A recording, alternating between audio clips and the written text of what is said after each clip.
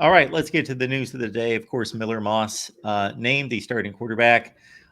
That, again, as I mentioned off the top, basically we would consider that a foregone conclusion, or do we? Do we consider the amount of time that it took Lincoln Riley to make that decision to be telling, Matt?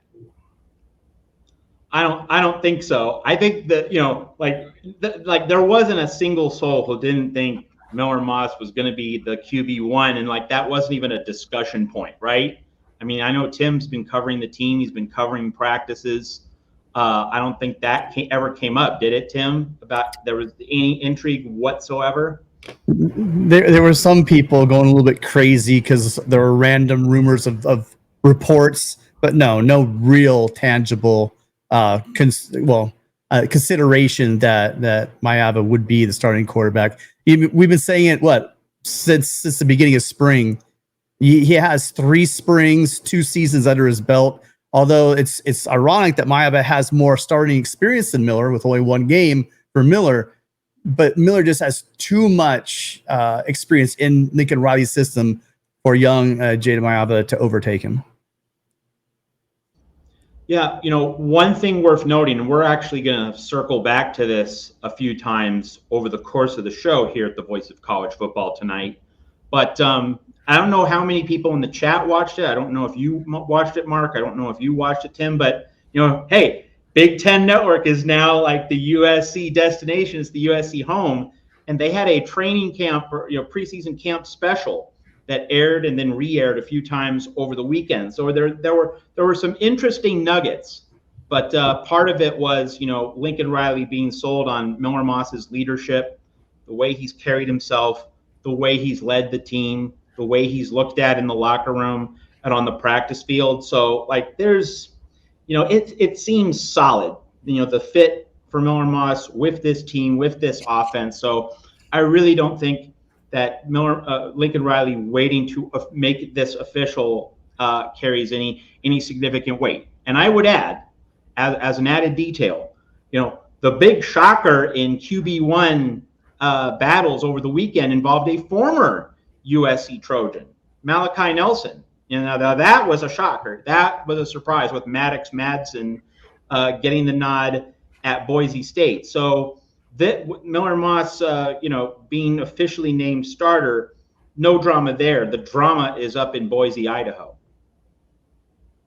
I wondered just how much, has he gotten over the injury he received going into his, there's been a lot of things going around with young Malachi Nelson. I saw him at his best in high school, and that guy could sling it. I begin to wonder, what is going on with him. I'm really hoping it's not mechanics. I hope it's not physical. Shoulder injuries, elbows, things can happen sometimes. And I'm really pulling for him. I'm sure that maybe it starts out he's not the starter. I'm hoping he wins that job and plays well for the Broncos. So, yeah. Yeah, it could definitely be that he's slow in recuperating and that he might become QB1 like 3-4 weeks into the season, maybe when Boise State begins its conference slate. That's a very distinct possibility. And yes, definitely pulling for the guy because like Lincoln Riley said, he did everything he was supposed to do, but just the injuries set him back. It wasn't that he failed to put forth effort. It wasn't that he failed to be a good teammate. No, like he put in the work. He tried, and we're definitely pulling for someone who's, just trying to do the best he can. Obviously, he wanted playing time at Boise State. Didn't know that he would get it with Miller Moss doing what he did. So, yeah, definitely pulling for Malachi Nelson to figure it out and to be healthy at Boise State. Yeah, that took me by surprise. I guess I just made the assumption Malachi Nelson leaving the program, and he's going to select a destination where he's going to be the starting quarterback. And especially since it turned out to be a G5, that assumption was made by me months ago. And then I saw the news come out here in the last 24 hours and was taken back a bit. However, it is certainly not the end of the season. So we will see how that quarterback situation progresses at Boise State. They've got a big non-conference game against Oregon in particular this year. All right, folks, comments and questions. We appreciate those. And I guess since we have started at the quarterback position with Miller Moss, maybe we will start our statistical breakdown or our projections there at the quarterback position, if you guys would like. So we had touted this show, everyone, as and you can blame me, as being the show in which we would project season statistics for the individual units on both sides of the ball and some of the key players at those positions. Of course, quarterback, running back, wide receiver, the most foundational of those. So we'll start with Miller Moss. I made a comment a few weeks ago that I'm going to stay with. My predictions actually for the season are coming out this Thursday. So go to the national channel, 6 p.m. Eastern. Thursday night, I will unveil all my predictions on the season, every conference race, championship games across the board to the national championship game. I said here a few weeks ago that it would not surprise me if Miller Moss had arguably the best statistical season of any quarterback in the Big Ten when it's all said and done. I would think that the odds-on favorite to accomplish that would be Dylan Gabriel, with Will Howard not based on ability, but based on weaponry around him to be a close second. But I expect Miller Moss is going to have a season that's going to be debatable as a top 2 to 4 quarterback season in the Big Ten. Put me down for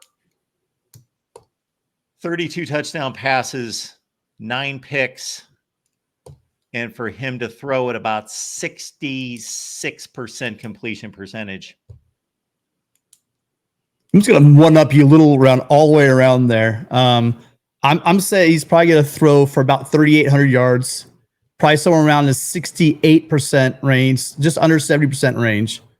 I'll go with 38 touchdowns and 8 interceptions. Yeah. Well, Tim being positive, I'm going to be a little bit more negative. That's how we do it here on the USC channel. I have Miller Moss at about 3,200 yards, and so Tim at 38. But I would caution people. I'm saying fewer yards, not necessarily a bad thing if it means USC's running the ball more.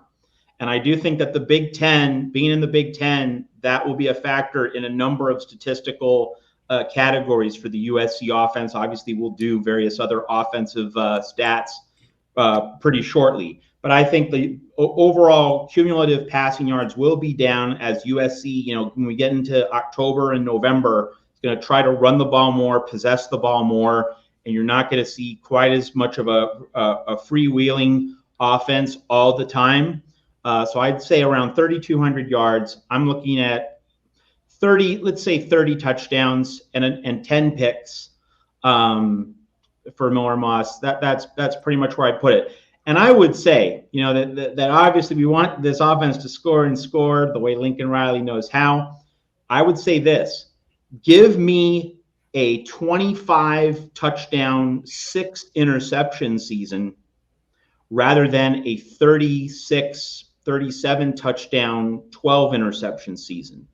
I think if Miller Moss, can just minimize turnovers the way Caleb Williams did in 2022, I would take that over an exceptionally high touchdown count, keeping in mind that when USC gets in the red zone, you want to be seeing Woody Marks and Quentin Joyner and Brian Jackson and these other tailbacks, running backs, punch it in. It reminds me of, and Tim, I don't know if you remember this, in that famous epic 2005 USC Fresno State game, Petros Papadakis was the analyst for Fox, and USC was at the 1, and Papadakis, I remember him specifically saying this, USC doesn't just need to score here, USC needs to ram it in. And Papadakis used the term chest puffing rooster show. Like, you got to strut around and show that you wear the pants, you're the big dog, you're the alpha. You want to score, but you want to pound it in. You want to make Fresno State, Pat Hill feel it. You want the opponent to feel the weight of your presence, that you can just knock them over So if Miller Moss throws 25 touchdown passes, but you're seeing USC ram it in from the 1, from the 2, against Penn State, against Wisconsin, and the touchdown count on the offense is spread around such that running backs are really getting more of a piece of the pie, and Miller Moss throws only 6 interceptions. Give me that over a 37-12, 40-14 type of season. So that's just my word of caution. My cumulative numbers aren't as high, but I think that's also because there's going to be an effort as the season goes along to spread things around. Now, having just said that, this is my last note here. I think USC will try to be very balanced and very time of possession oriented in the Big Ten, again, to reduce the exposure on the defense, to make sure that defensive lack of depth doesn't become as exposed in late October, early November, on into Notre Dame at the end of the season. But I do think against LSU, I do think Lincoln's going to let it fly. And so if Miller Moss is going to fatten up on the stat line, on the stat sheet, LSU is going to be the catapult for him to do that. See, here's why you're seeing lots of 35s, 39s, 40s, 40 pluses from a lot of Trojan faithful, because as I've been trying to say for about a minute, Matt, Gabe got to it faster.